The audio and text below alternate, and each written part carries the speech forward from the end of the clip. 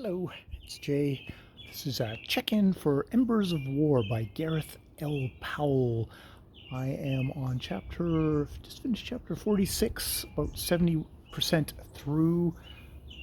I've come to a realization because this is a trilogy. There's 3 books in this trilogy. And a lot of the ways that I have approached these books before is like, oh, I'll read one and then you know, another year or so later, maybe I'll read the next one, or I'll get around to it. And I haven't. And listening to this one because I'm doing it on audiobook, I've come to the realization is like, oh, this isn't really like 3 stories that are going to kind of sit aside each other. This is 3 parts of a story, and I need to start looking at these series that way. That these are parts of a story, and especially for somebody like me, who when I read something, it's like a year or so later, the details are not going to be there, and it's all going to get jumbled in my head, and I won't enjoy myself. So this is my opportunity to test out this theory, see if I can actually become a series reader again in any sort of way, by that all 3 volumes are at the library on audiobook. I'm gonna just listen to all 3 all at once. Um, this one I think is like 13 or 14 hours long, or maybe, oh no, 11 hours long, something like that. And all the other books are about the same, about 11 hours long, which, oh wow, that sounds like a lot.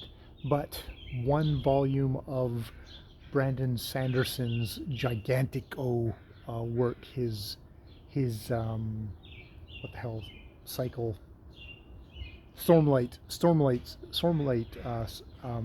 series, is each one of those books is like 24 hours long. So, or even more. Actually, I think it might be longer than that.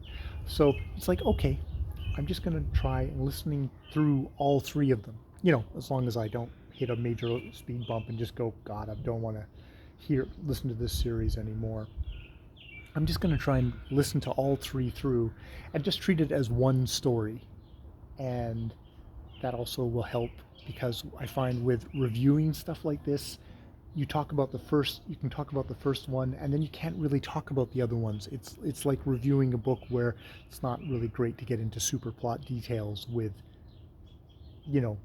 past the first third. It's not usually good to get into plot details.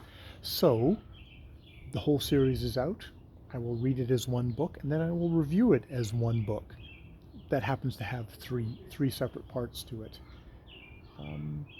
Yeah, and just go that way.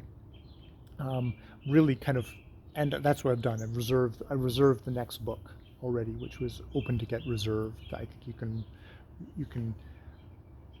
I get to keep each audiobook for 21 days or however less I do.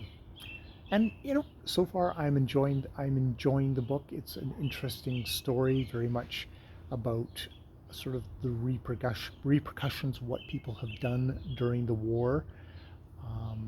That we find out that the poet isn't who the poet says she was.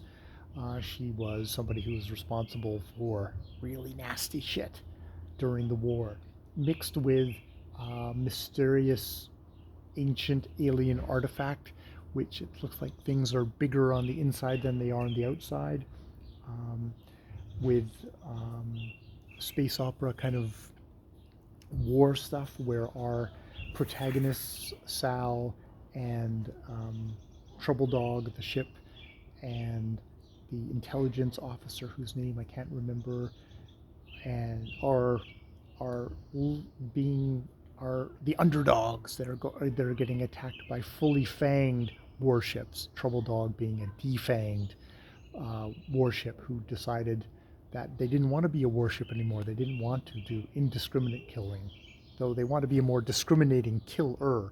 She still has very much those urges, and when it gets to get let off the leash to like really let fly, it's like super gleeful, and definitely gets that little bit more of that kind of there's the wolf there as much as there is the dog. I don't know how I feel about the mix of human and dog DNA in the makeup of this creature. It sort of reminds me of the Wachowskis, their Jupiter Ascending, and the wolf guy. The wolf guy in that book was a little bit on the ridiculous side.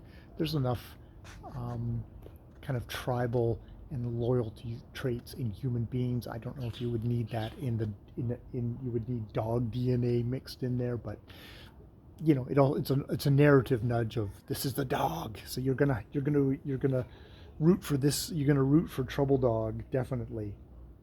So, yeah, enjoying, and I'll go on. And now I'm gonna go grab my Havanese, who's looking for cat poop in the sandbox at the moment. All right, I will leave it there. More videos later.